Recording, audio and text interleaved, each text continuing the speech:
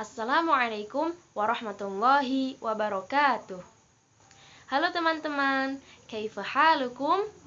Arjukum fi halis sihah wal afiyah. Tayyib, saya Inarotud Duja, NIM 23034190024. Di video kali ini, saya akan menjawab soal-soal ujian akhir semester mata kuliah Sosiolinguistik. Dosen pengampu Ustadz Dr. Zaim El Mubarok, MAG. Di sini sudah ada 50 soal yang akan saya jawab secara singkat. Baiklah, langsung saja. Soal yang pertama. Kajian linguistik yang mempelajari sistem internal bahasa atau struktur bahasa disebut dengan kajian mikrolinguistik.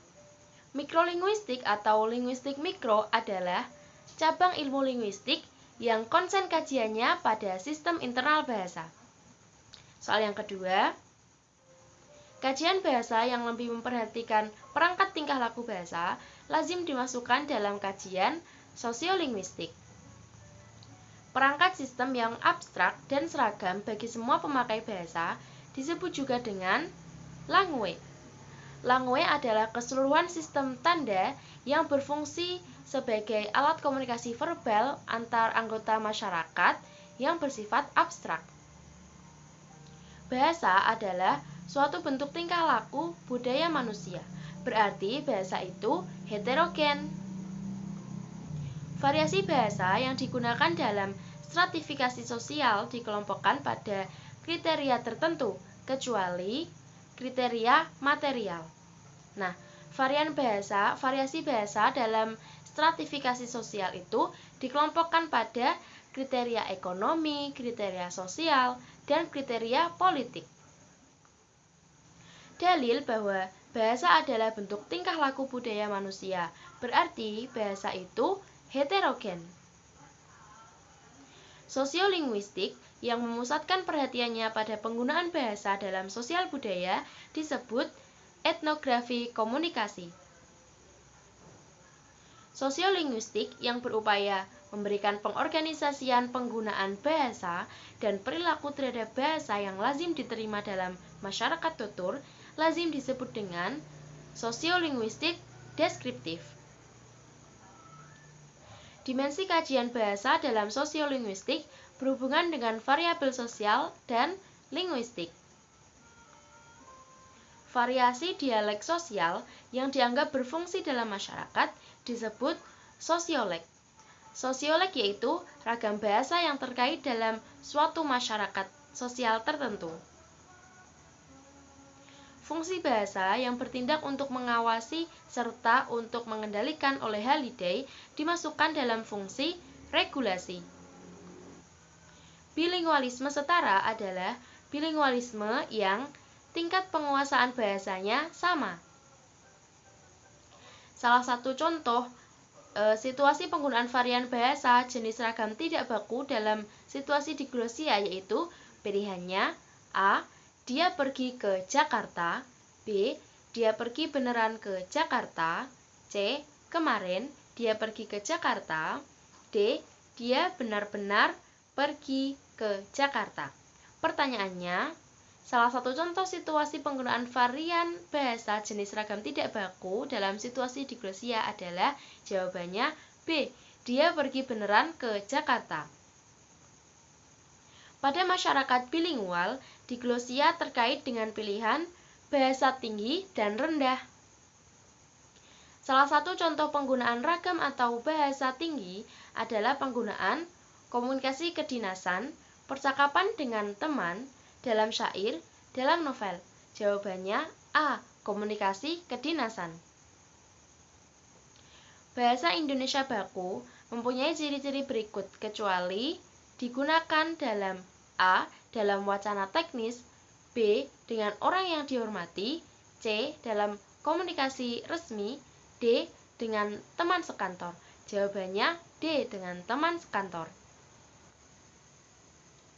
Situasi ditambah bilingualisme yang kemudian dikurang diglosia terjadi jika pilihan bahasa berkaitan dengan status bahasa tinggi dan rendah.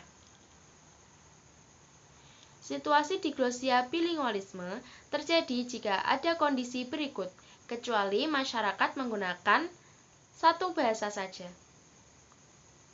Ketika Anda melihat seorang pelayan yang hanya menguasai bahasa daerah bercakap-cakap dengan majikannya, nah Anda sedang melihat praktek diglosia tanpa bilingualisme.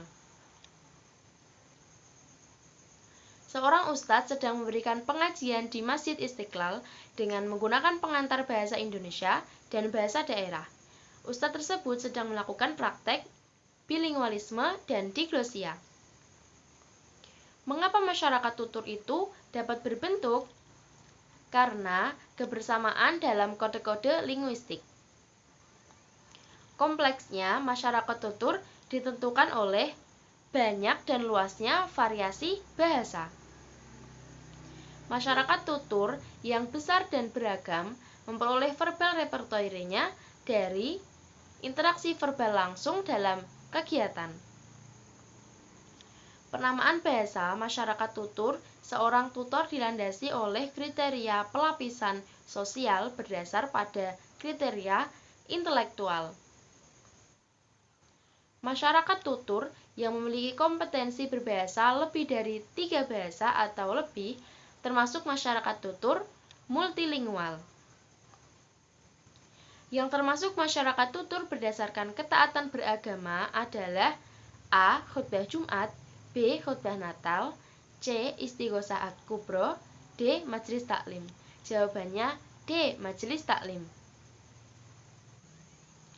Pilihan berikut adalah penyebab hadirnya variasi bahasa eksternal, kecuali A. Struktur sosial, B. Lingkungan linguistik, C. Penata sosial, D. Kemajemukan sosial. Jawabannya B. Lingkungan linguistik. Variasi atau ragam itu terjadi sebagai akibat dari adanya keragaman sosial dan fungsi bahasa. Berikut pengkategorian variasi bahasa berdasarkan penuturnya, kecuali A. Siapa yang menggunakan bahasa itu, B. Bagaimana kedudukan sosialnya di dalam masyarakat, C. Kapan bahasa itu digunakan, D. Bahasa digunakan untuk apa?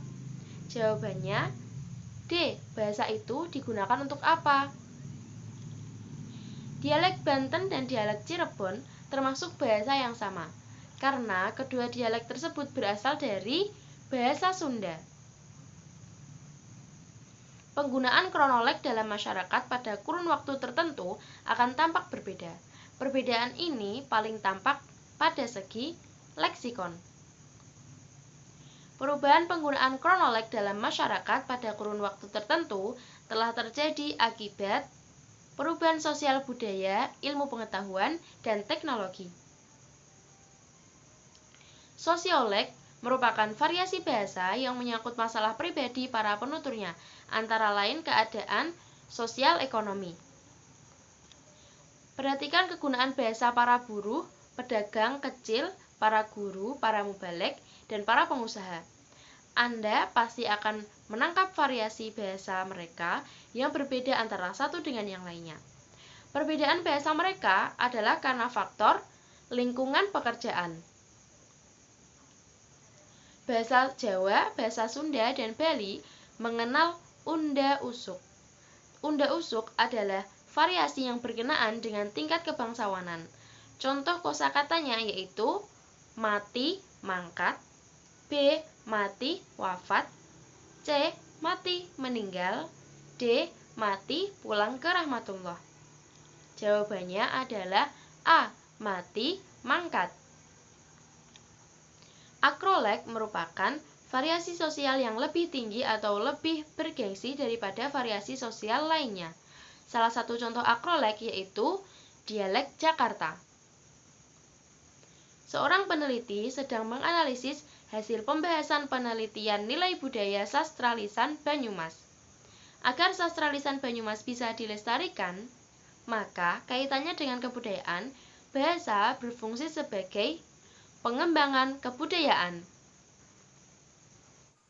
Berikut ini termasuk fungsi bahasa perorangan kecuali A. fungsi instrumental, B. fungsi transaksional, C. fungsi imajinatif, D. fungsi informatif. Jawabannya B. fungsi transaksional. Mengenali dialek seseorang dari karya tulisnya memang lebih sulit daripada melalui berbicara. Hal-hal berikut ini merupakan faktor penyebab bilingualisme, kecuali A. Bahasa apa yang digunakan mitra tutur, B. Apa yang dibicarakan dalam tuturan, C. Dengan siapa penutur berkomunikasi, D. Bagaimana enaknya berkomunikasi. Jawabannya adalah B. Apa yang dibicarakan dalam tuturan. Pertimbangan pilihan bahasa atau ragam dalam diglosia dilakukan penutur berdasarkan pertimbangan fungsi ragam dan bahasa yang terkait dengan derajatnya. Penggunaan dialek tinggi atau rendah yang tidak cocok dengan situasinya menyebabkan si penutur bisa menjadi cemoohan atau tertawaan orang lain.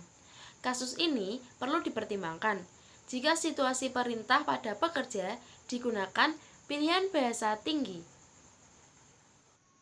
Berikut ini wacana kodifikasi formal dalam standarisasi ragam tinggi, kecuali A. Kamus, B. Tata bahasa, C. Karya sastra, D. Petunjuk lafal. Wacana kodifikasi formal dalam standarisasi ragam tinggi yaitu kecuali C. Karya sastra. Salah satu ketentuan perbedaan bahasa tinggi dan bahasa rendah yaitu fungsi bahasa pilihan. Mengapa dalam situasi resmi bahasa Indonesia dipilih dalam kebiasaan bilingualisme? Karena bahasa Indonesia berkedudukan lebih tinggi daripada bahasa daerah. Hubungan antara bilingualisme dan diglosia terletak pada titik temu dan titik pisah antara bilingualisme dan diglosia. Mengapa diglosis tanpa bilingual tidak dapat disebut sebagai satu masyarakat tutur? Sebab kedua kelompok tersebut terjadi interaksi. Manakah pernyataan yang benar dari A. Masyarakat Indonesia adalah masyarakat bilingual, B. Masyarakat Indonesia adalah diglosik, C. Masyarakat Indonesia adalah bilingual dan diglosik, D. Masyarakat Indonesia adalah tanpa bilingual. Pernyataan yang benar adalah C. Masyarakat Indonesia adalah bilingual dan diglosik. Negara berikut yaitu Indonesia, Singapura, Malaysia, dan Prancis.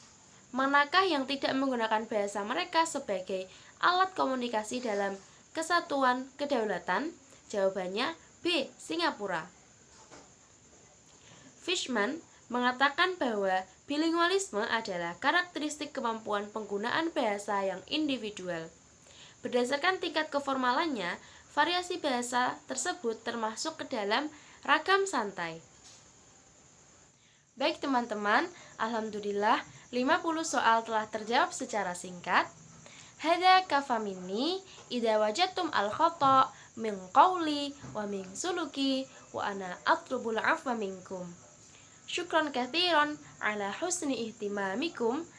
Billahi taufiq wal hidayah. Assalamualaikum warahmatullahi wabarakatuh.